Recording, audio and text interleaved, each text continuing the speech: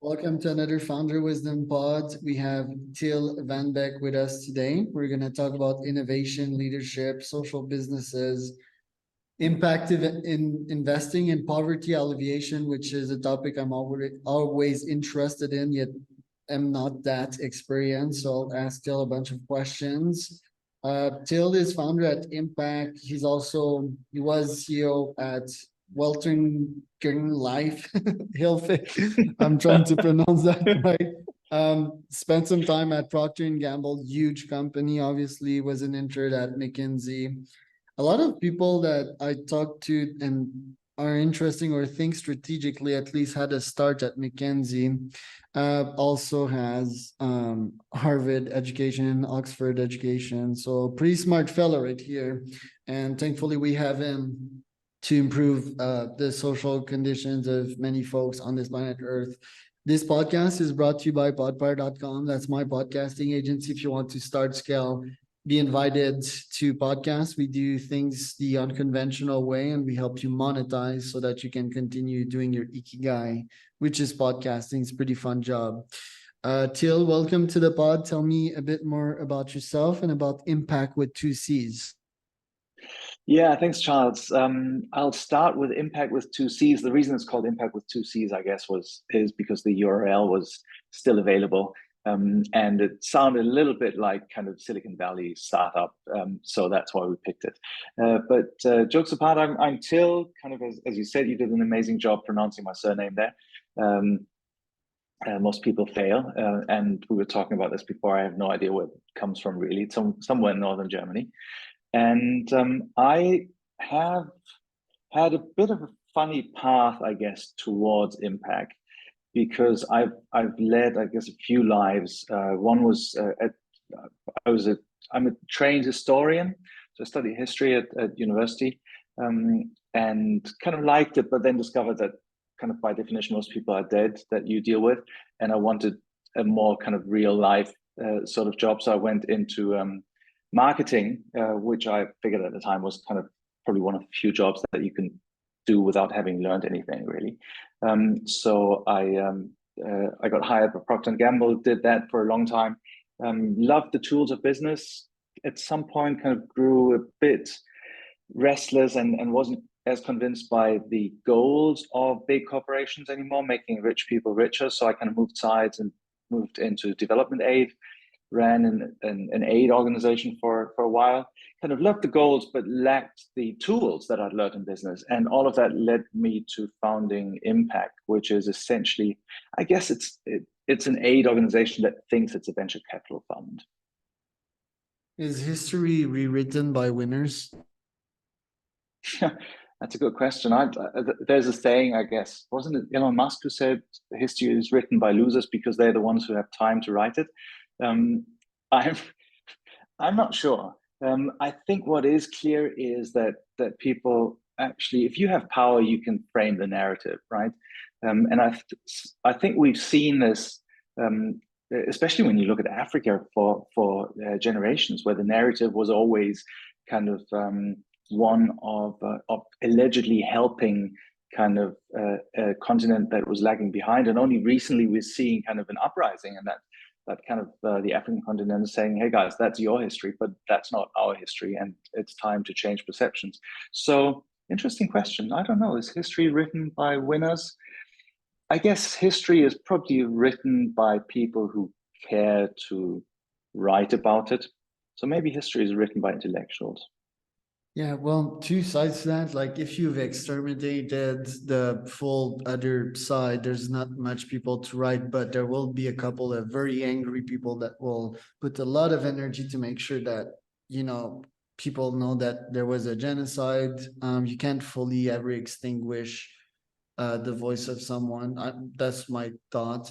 And then history is written by winners depending on where you look, right? So if you look Wikipedia, for example, nowadays I'm reading a lot of Second World War history, and yesterday I was looking at the British logistics in the Second World War. It's really impressive, actually, like how they fed the full army, how they moved like the full equipment.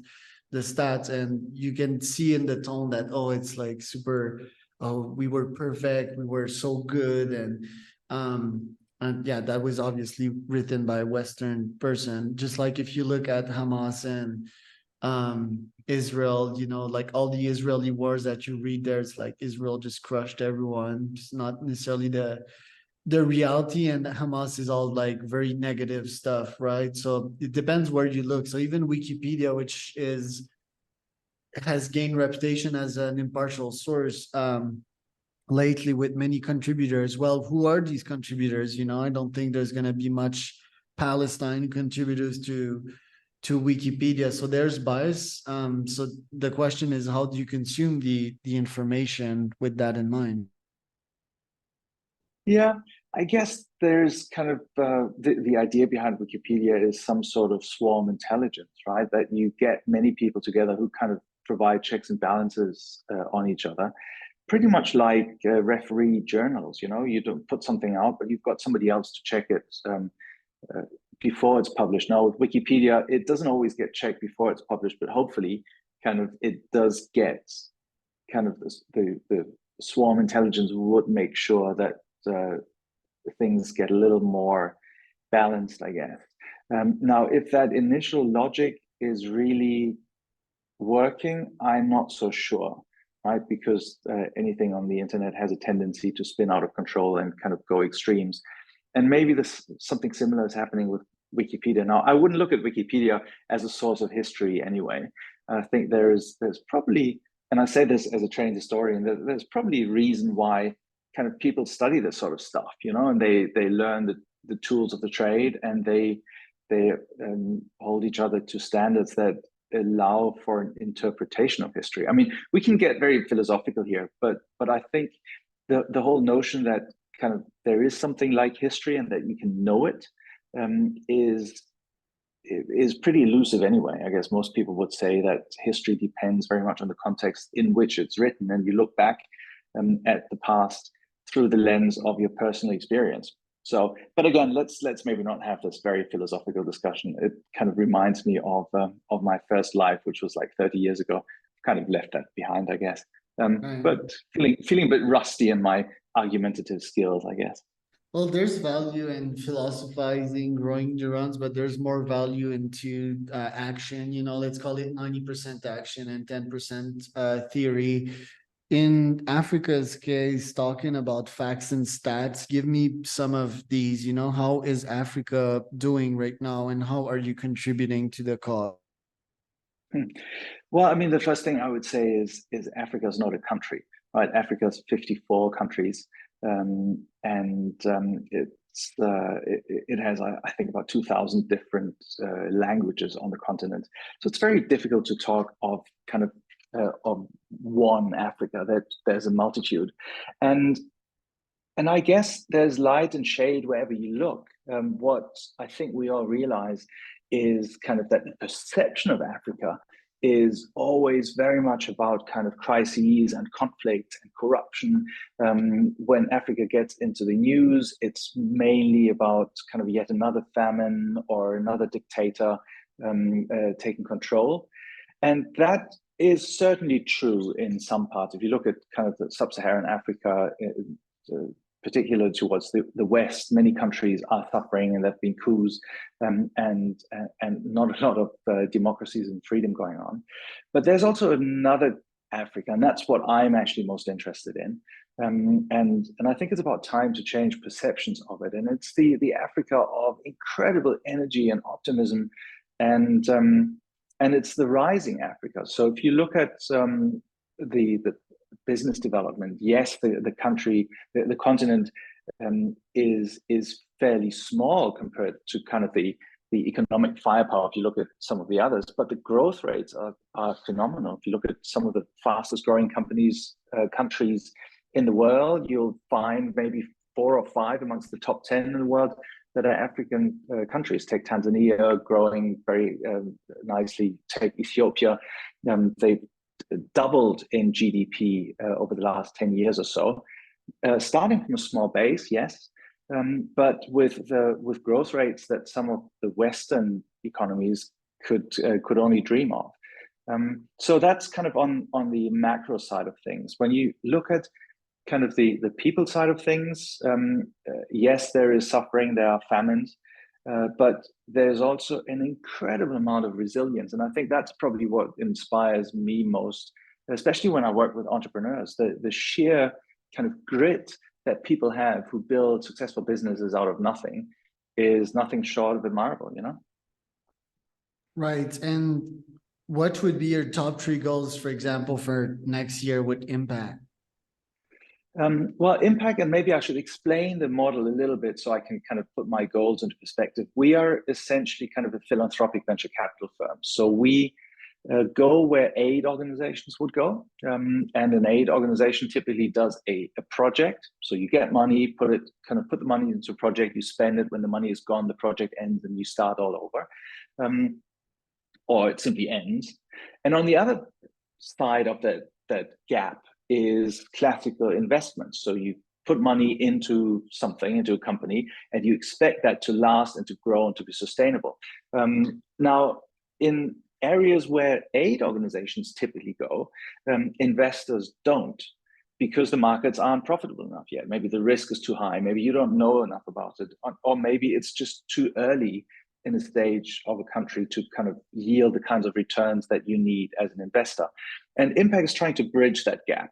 In fact, we are kind of the first and only non-profit organization, at least in Germany, that is allowed to convert donations into equity investments into startups. So that was kind of trying to set the scenes a little bit to now answer your question, what are the goals? And our goal as Impact is actually quite simple. We want to fund as many great founders and startups as possible so that they can create as many jobs as possible that help people out of poverty. And we're still young, we're still a startup. We are opening about a country a year, maybe with a handful of investments every year, growing exponentially right now, but still in the early stage. So my wish would be that we continue along this trajectory and establish this kind of philanthropic donation model to support not 5, but 50 or 500 companies that can create not dozens, but thousands, 10,000s, 100,000s of jobs.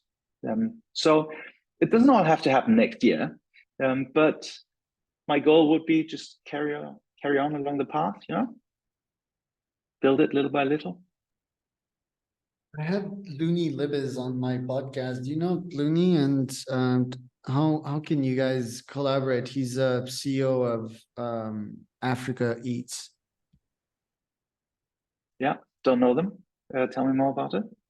Yeah, I can introduce you, but he's very similar in the model. It's like VC, but for Africa, VC model, VC mindset. So he's a Sentai millionaire, I think, and he's just dedicating his time nowadays to solving these problems. And from our past convos, he's basically making sure that the food gets to the plate, to the fork, to be precise, with odd mechanisms like, or well, stuff that I think of odds, but are perfectly normal in Africa.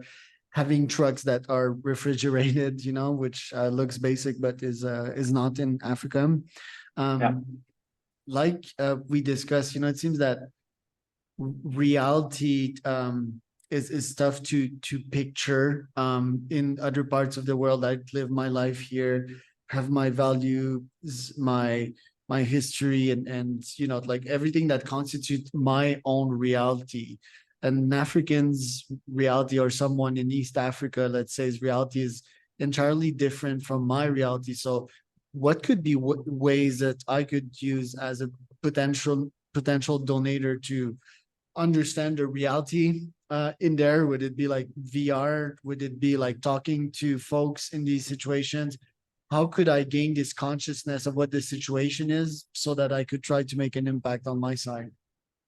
Yeah, I guess what I would start by saying is you've got to get in touch with the people.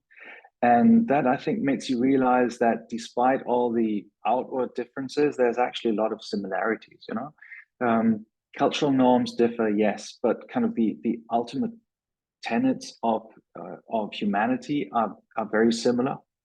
And if you look at business in particular, what you find is that the language of business is pretty much the same across the world. So when you talk to someone who's trying to set up a company, the issue is always the same.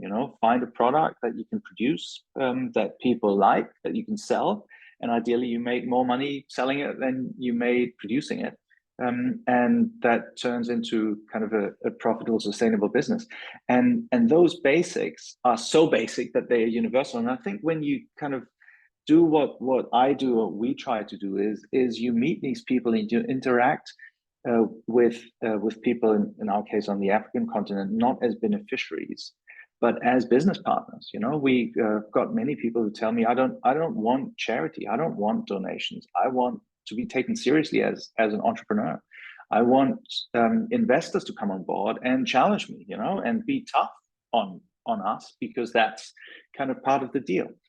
So it's a long answer, I guess, to your question, but basically, what I think what our model does is you can kind of donate money, and we take that money and invest it. And while the money is gone for you, the impact isn't. And you kind of get to experience pretty much directly to see, okay, how much did my money actually, how does that translate into jobs that have been created? How can I see kind of an entrepreneur now use that money to build a second production line? And how can I see an entrepreneur branching out into new business opportunities? And it's sometimes I'm very privileged, I find, because I can actually spend my life kind of scouting companies, talking to entrepreneurs, and working with them. But even as a donor, you can kind of, I guess, get there kind of almost like piggyback on this journey and just see the results. And that is something that I personally would find more fulfilling than kind of the typical donation kind of standard deal in development aid. You give money and get a good conscience in return, and maybe a project report of a little girl that no longer has to walk 2 miles to the river because the well is actually in her village. So it makes it much more real and much more relatable, actually, I find. More similarities than differences is what I would say. What challenges have you faced in the last couple of years running Impact? Well, the first thing, if you start a company, and if it's a kind of non-profit company like ours, same thing, is you've got to find your niche. You've got to find your kind of USP that makes you unique. And in our case, that was working with the German tax authorities to grant us the charitable status of converting donations into investments, because that didn't exist before. And that was, it's a very dry technical challenge, but it took us a long time. And after we kind of did that, we actually had a market carved out for us that we could occupy. So that was challenge number one. Challenge number two, again, looking at it from my kind of own experience of building a business, is how do you get great people on your team when you may not have the brand recognition of a big company or the money to pay top dollar for salaries? You've got to find kind of purpose or meaning, or kind of a shared goal and vision that kind of rallies people. That was challenge number two. And not only kind of in the global north, where honestly the money comes from, but mainly in the global south, where our team sits to help these entrepreneurs grow and build. And the next challenge was find the right companies. How do you go out and select top companies that have the potential to become stellar, and they need the resources to grow? And I think all of those challenges we're still learning, we're still young, and we're still improving. But by and large, I feel like, okay, the model is right, the team is right, we can pick great companies. And the last challenge, the final challenge, actually is a continuous challenge of fundraising. Get the money to help them. And that is a challenge that's probably never going to go away. And every founder I talk to tells me they're constantly in fundraising mode for their own companies. We are constantly in fundraising mode for the companies that we support in Africa. And that is the biggest challenge I think we have. So the private donations, people who are fed up with kind of the classical development aid, we invite them to kind of try out a different approach of converting donations into investments. Companies that do corporate donations in the billions, often not very strategic, you know, kind of the local soccer club or what have you, kind of match them with some of the companies in our portfolio and say, hey, you can actually give money to a startup company in your field and use what you get back in terms of stories for your own employee engagement activities, you know, help you create a corporate brand, help you with ESG reporting, that sort of stuff. And that is, I wouldn't say it's that much of a challenge, it's just an opportunity, you know, to get better and better at convincing ever more people to kind of fund this type of stuff.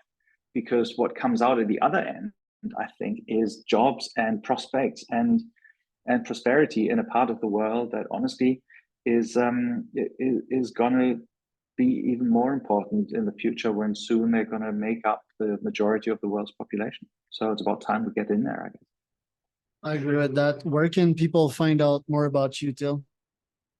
Well, the easiest is check out our website. You know, as I said at the beginning, impact is spelled a bit of a funny way. So think impact, but spell it with double C at the end. It's impact.org. That's easy. Follow us on LinkedIn. Same thing, impact, LinkedIn. We've got a kind of a company page that you can follow. And from there, you get the information. You can follow me on LinkedIn, Till wahnbaeck, bit of a mouthful. And if you're still not happy about the information you get, drop me an email, till@impact.org, and I'll see what I can do. Was Till wahnbaeck and Charles Cormier for another Founder Wisdom Podcast.com.